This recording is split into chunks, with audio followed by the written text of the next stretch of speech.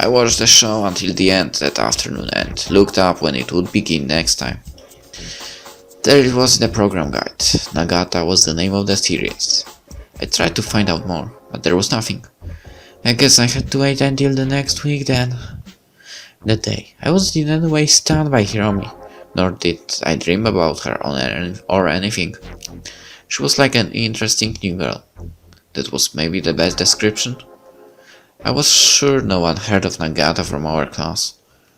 And if they did, they never watched it. It was not very good, I had to say, judging from the episode 1 watched. But at least there was Hiromi. There was something special about such an encounter. I was alone, never expected and never looked for a girl. And there she was, this pretty girl on the TV screen in a show that maybe no one watched. It was as if we were alone. And that added to that special feeling. No, I wasn't in love now. It just felt really nice to find something that no one knew about, a secret beauty that only I noticed. And the more I thought about it, the more I wanted to see Nagata again, to see Hiromi. Of course, I wanted to find out what her name was, but I was afraid that I wouldn't know from the credits. There were no ending credits with the actors, only opening ones, but as usual, it never said who was who. You could guess that the first 3 were the main characters, but other than that, it would be just guessing. I didn't even think that Hiromi was really attractive. She seemed normal.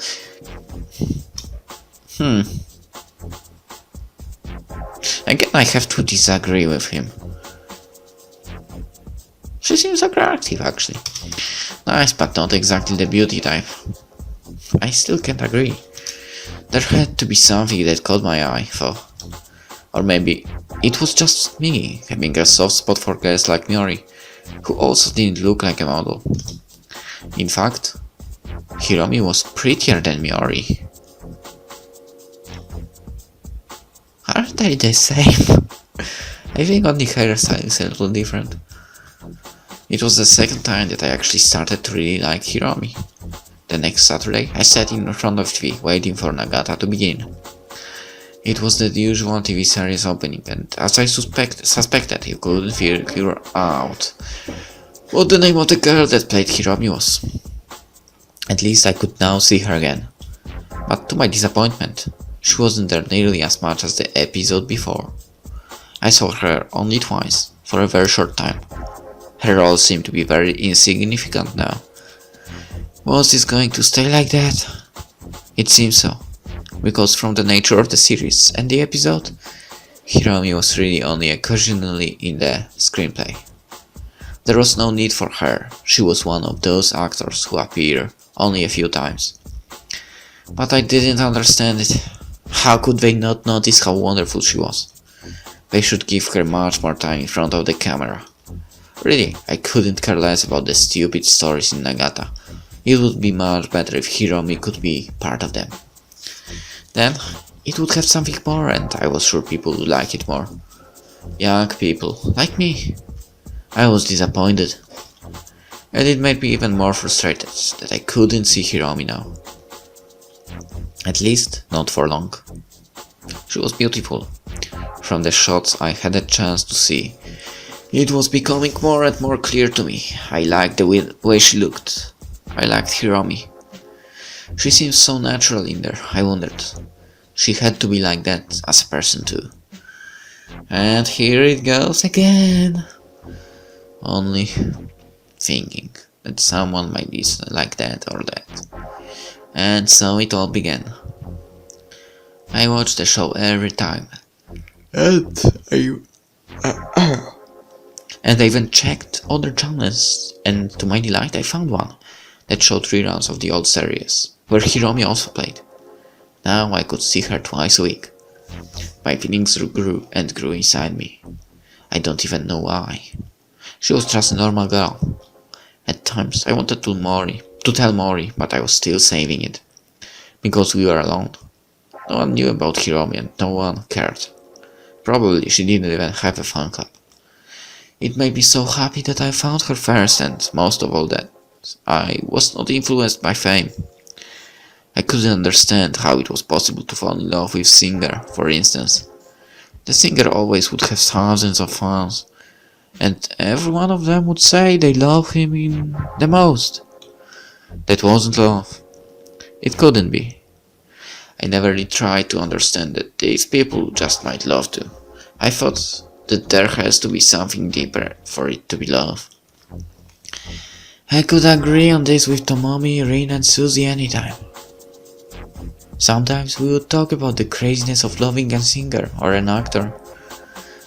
I was about to find out myself, although I never understood it. I, too, was slowly falling in love with Hiromi. I tried to defend myself against my own thoughts by insisting that I saw and liked Hiromi even before she could get famous, and I didn't even know whether she would. So my love was purer than the love of them who worshipped idol singers. Besides, I wasn't worshipping Hiromi. If I found a poster of her, I would surely not stick it above my bed.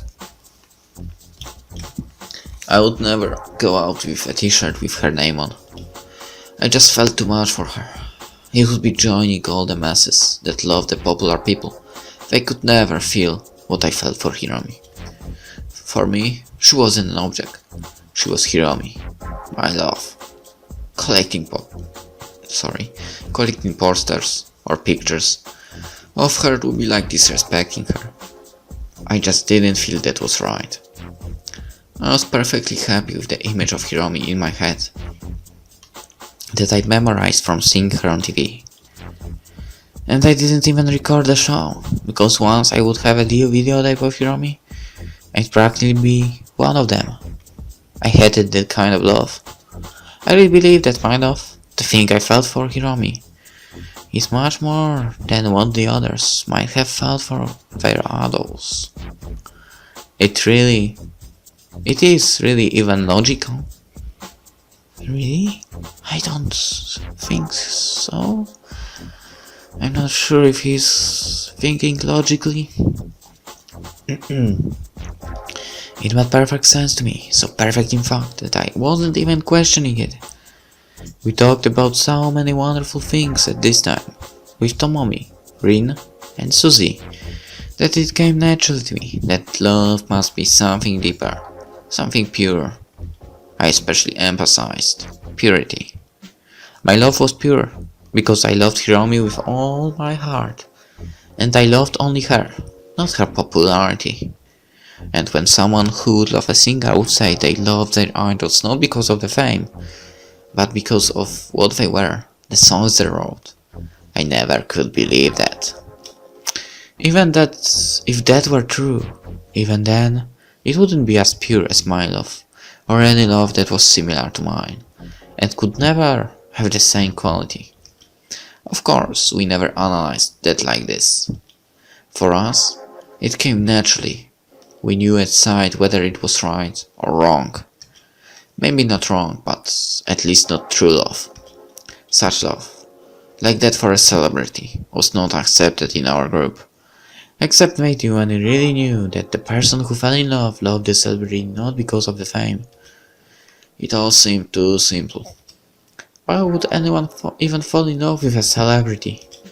If the celebrity wasn't there, there would be no love.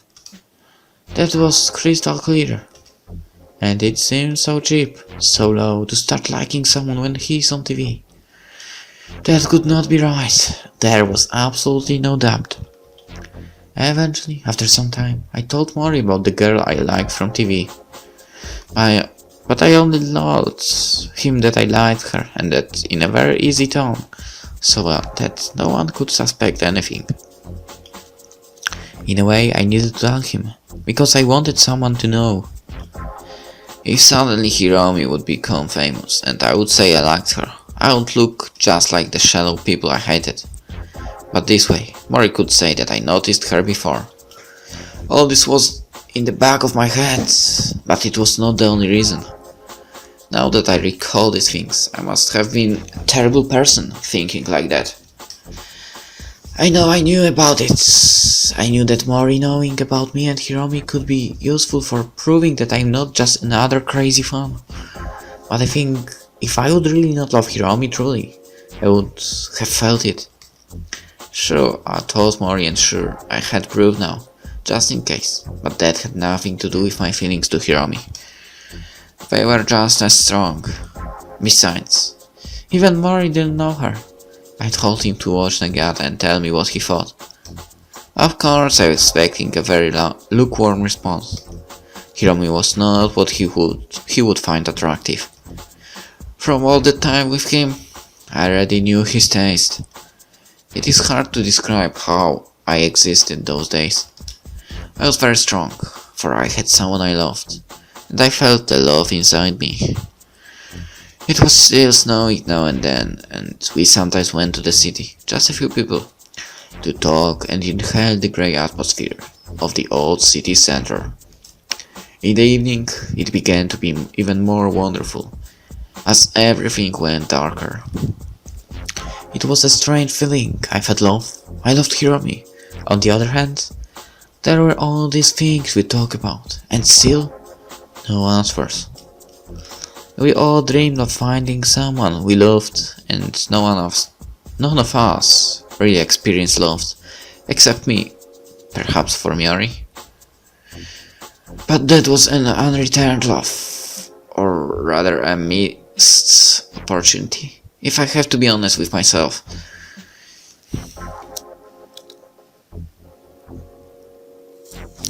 It was not one opportunity. Besides, if you wanted, you would be able to create more. To understand the feelings we had back then, to understand the meaning of them, all to us, is a difficult task to explain. I think we have found the beauty and a word that was inside our minds, our thoughts. Every adult who would slightly smile upon this with his routine and experience and would tell us that that was normal and that we were changing from kids to young people would instantly be disrespected. He could not possibly understand. How could he say a thing like that? Quite possibly what he saw, simply put in a box labeled teenagers growing up, was not to be compared with what we felt.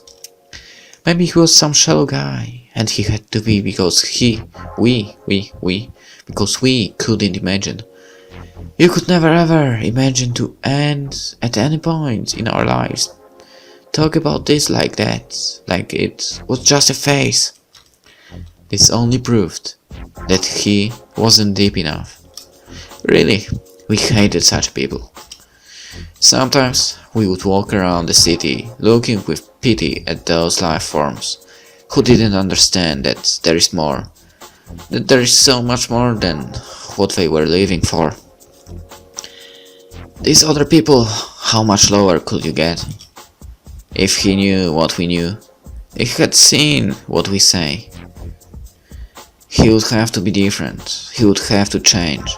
He could not possibly be like this.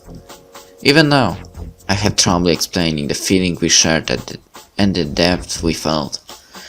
Maybe it cannot be explained, maybe it has to be felt because back then, we just felt it. There was one time when I had to stop and think about what I was doing. However, Hiromi. I found out her real name, Keiko Fujiwara.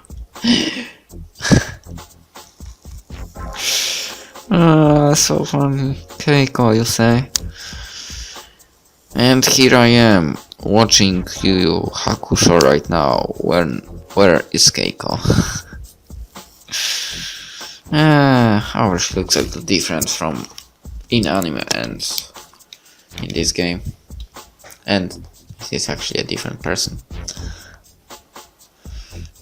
Created by different people. Alright, but that was not the point. I have read an article about her in papers. Of course, this was a sign that she was getting more popular, and there it said she was living in Mitsuoka, a city I have never been to. So I started to collect all the information Mitsuoka I could find, and within a short time, I was very well acquainted with that city from all the brochures and books. Keiko said in an interview she loved her city the best. And there, I then developed a love for that city too. I was only thinking about Mitsuoka, how great it is there. What that city has that ours doesn't, and how great it would be to live there. I envied the people in Mitsuoka, because they had a much bigger chance of meeting her on the street someday. I was also thinking about visiting Mitsuoka, not because I wanted to have a chance to see Keiko, but because I really liked that city. It took me quite some time to realize what I was doing. Just because Keiko loved her city didn't mean that my city was any worse. In fact, I have blindly worshipped her words and I became what I never wanted to become. I told myself to stop it and return all the materials about Mitsuoka. Unconditional love. I experienced it only once in my life, with Keiko. I was so much in love. It was all pressuring me so much. I had to get it out. And so I wrote love letters to her. They were not intended to be read by anyone. It was only a kind of a diary, where I put all my feelings. Whenever I thought about Keiko and the feelings were too strong, I sat down and wrote her a letter. That is where I confessed to her that I loved her. I would do anything to be with her. Just once. Just for a second. Sometimes I was very far from all the things that went on around me, and there was no one that would be there. But Keiko, she was always there. I told her how the world is so bad to me, that I just wanted to cry in her arms for the rest of my life. There was never any physical thing between us. I have never, not even once, to my best recollections, imagined a physical situation with her, like kissing. Even today, I am startled at what kind of person I was back then. It was enough for me. Then I could hold her in my hand dreams. And I cried so many times, for when I cried, I expressed my ultimate love. I just wanted to forget everything, and only be with Keiko. I even cried for real, because it was also sad sometimes. I felt that I was not worthy of Keiko, and that she was the most perfect human being. Often I would cry because of that. I wasn't good looking. I would never be good enough for a girl, let alone Keiko. I tried to really understand just how terribly unworthy I am, and when I looked at it, I realized that I could never be in a position that she could love me. Love me? Come to think of it, no girl ever loved me. Oh, there it is, okay. And I don't think a girl ever liked me. I got more and more confirmation when I look into the mirror.